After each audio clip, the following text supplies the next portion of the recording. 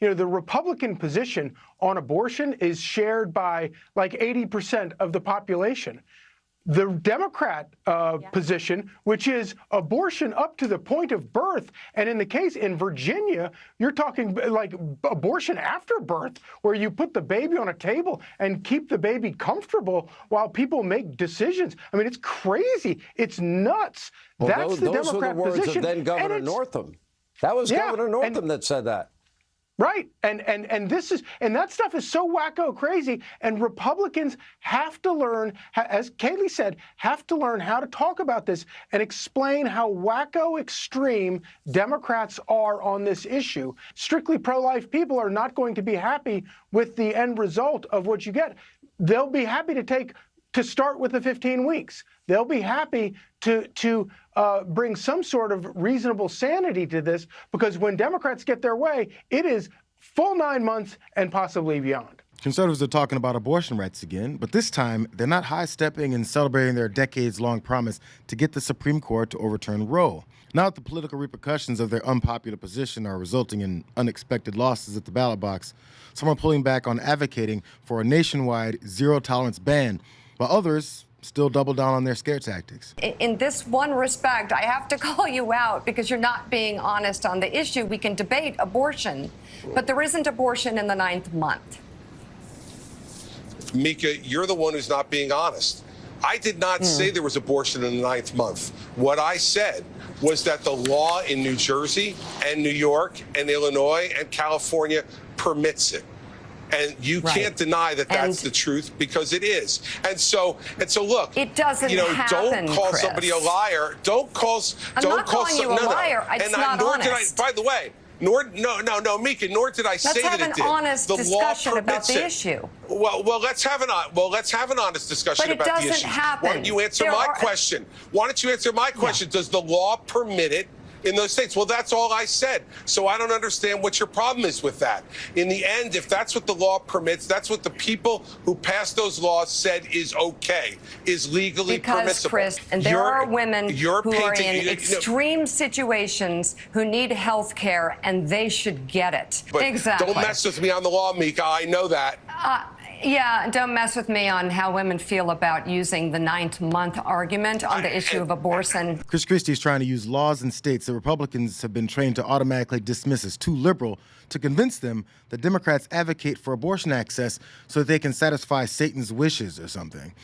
It's an argument that needed to be fact-checked by Reuters, who pointed out that the states of California, New York, and Illinois allow abortions until fetal viability, generally reached at 24 to 48 weeks. And those states have legislation allowing abortion after fetal viability if the pregnant person's life or health is threatened. Also, that about 1% of abortions nationwide are later in pregnancy. That's after 21 weeks, according to the U.S. Centers for Disease Control and Prevention. Those clarifications would allow people to realize the humanity behind the laws, but you can't cultivate a rapidly angry and misinformed voting bloc without convincing your voters that their opponent's objective here is to kill as many babies as possible. So even Sean Hannity notices that Americans don't agree with their hardline stances, but he still can't fully admit it. Democrats are trying to scare women into thinking Republicans don't want abortion legal under any circumstances. And I go back to Pennsylvania 2022. The Republican candidate for governor, if I remember correctly, no exceptions for rape, incest, or the mother's life, and lost to a non-incumbent gubernatorial candidate, Democratic candidate, by a margin that was not seen since the 1940s. So I have to believe that is an indication that the women in America, suburban moms, want it probably legal and rare and probably earlier than, at the point of viability. He's moving slightly away from the stances of that failed gubernatorial candidate, but still can't say that Republicans rallied around that same agenda. Steve Ducey also took notice. Ultimately, it comes down to the Democrats have a really potent issue, and that is abortion, because, ever since Roe v. Wade was overturned, pretty much every time the Democrats have run on abortion, they have won. And here's the bad, and was last night a harbinger for 2024, as you were alluding to, Ainsley? Absolutely. You know why? Because there are opponents and proponents trying to put abortion rights on the ballots in the states of Florida, Nevada, Arizona, and Pennsylvania. So it's going to be, if you're a Republican running in those states, you're going to have a tough 2024. Nikki Haley's woman to not have a tough 2024 on this issue, though, and it was evident in her answer on the Republican stage, which she spoke about again afterwards. One of those voters talked about you and your answer as it relates to abortion access and what you would push for here.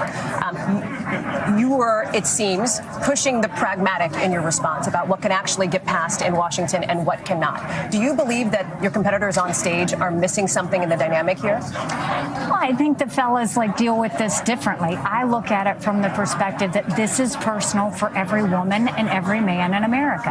I had a roommate who was raped in college. I wouldn't wish on anyone what she went through wondering if she was pregnant.